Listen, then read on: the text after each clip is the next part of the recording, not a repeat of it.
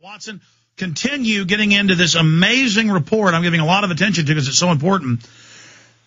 A textbook, a policy review, a proposal for government, and here he is decades later, Obama's science czar, the guy he co-authored it with, advises Congress and President Bush, showing it's nonpartisan. And so all of this is going on. The right-wing media is trying to make it a partisan issue to distract, really. But there's a lot of other facets to the incredible system he calls for. A global government in eco-science, population, resources, and environment. It will carry all this out with a environmental police, which now they have in New York and San Francisco and many other areas. They're getting city environmental police running around harassing people.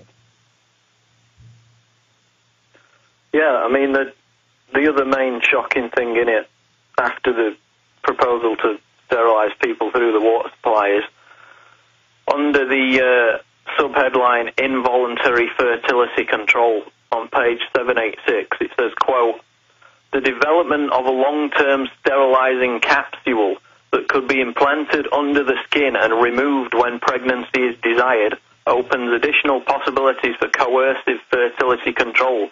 The capsule could be implanted at puberty and might be removable with official permission for a limited number of births. So he's talking about, by law, the government implanting a device in the body of young men and women at puberty. And it says you go before a board of social workers, and then your babies are taken and raised by them. Yeah, that's the other one.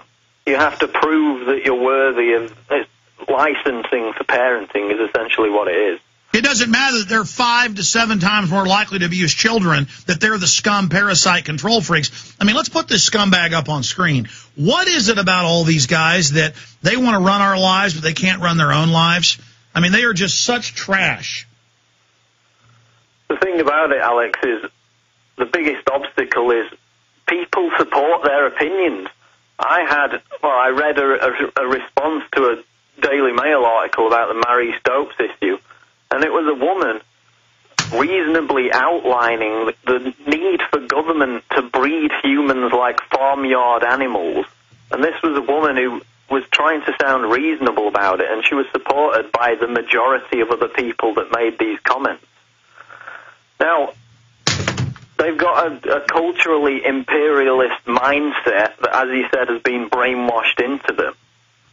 People need to get past their tribal racism and this class elitism and realize that this is not just targeted at brown people or welfare scum. They're putting it in municipal water supplies, for God's sakes. This is targeting everybody.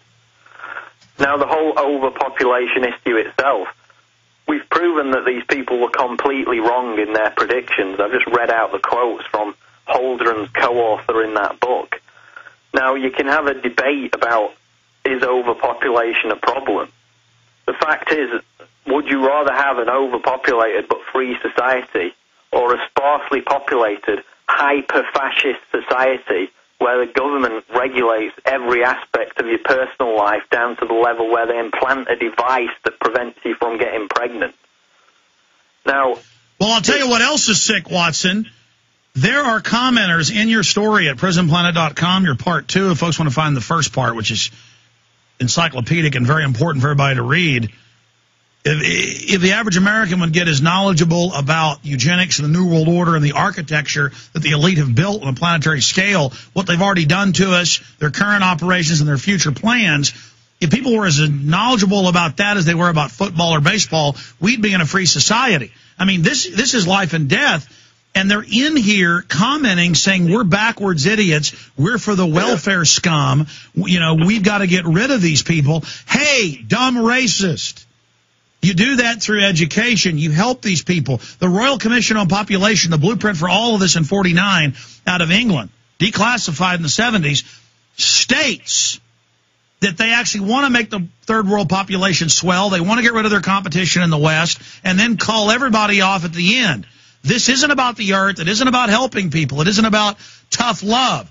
And you are being shot up with the mercury and the cancer viruses. You are drinking the sterilants. You are being chemtrail sprayed.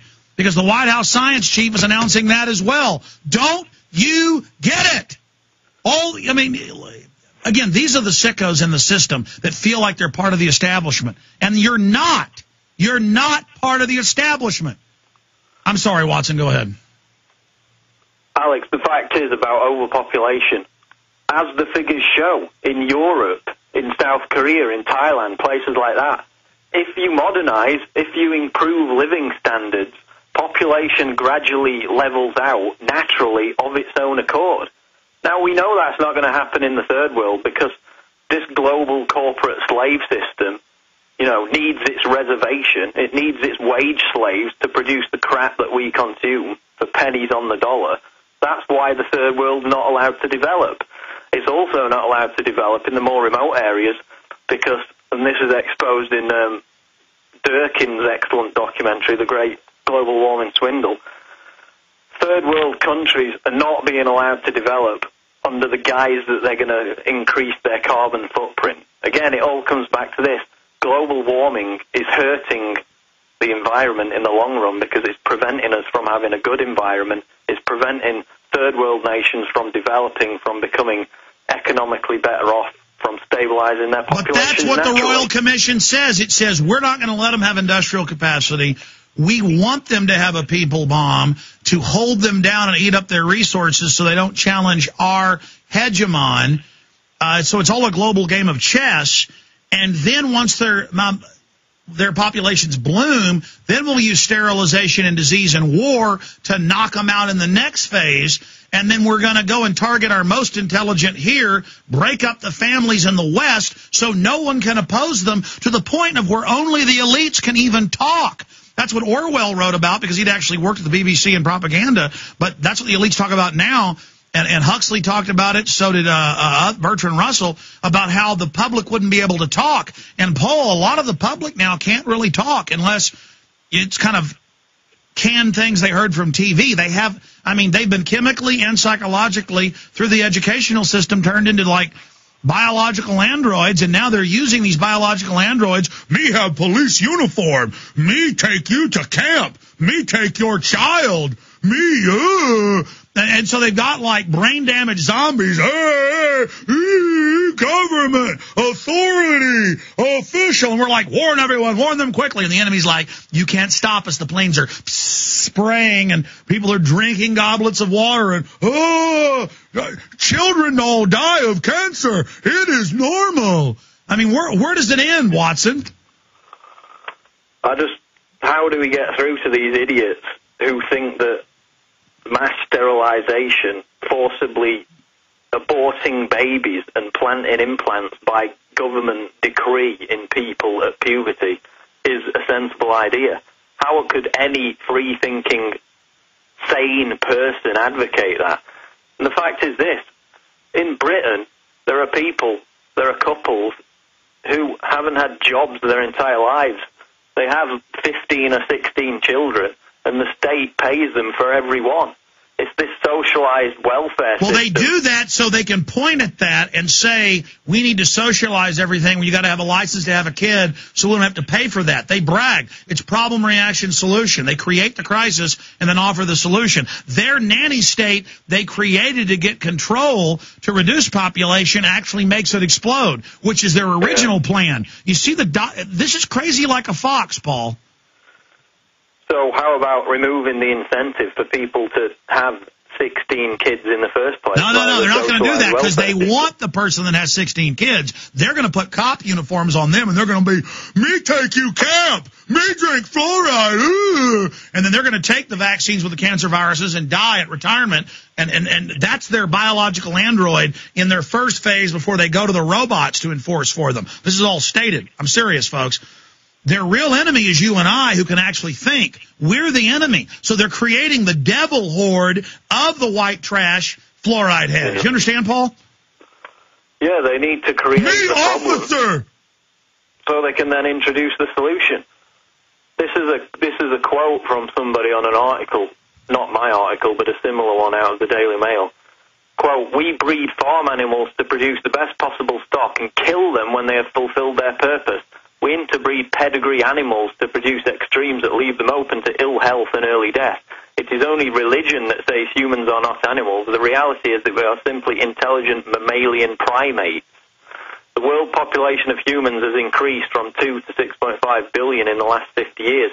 The planet can support 2 billion humans comfortably. 6.5 uses too many resources and leads to global warming and climate change. Marie Stopes believed in population control and breeding the best possible humans. So did Hitler. Neither of these aims are bad in themselves. That's the attitude of people. But see, they're playing the part of, oh, you're all animals and can't make a decision. We're the elite beyond good and evil. We're going to get rid of you. No, you bastards. You don't control our lives. We're not your slaves. I'm a sentient, alive creature who's conscious. And I'm not your slave, and I have a right under universal law to defend against you, you control freak cowards. That's what you are, is filth.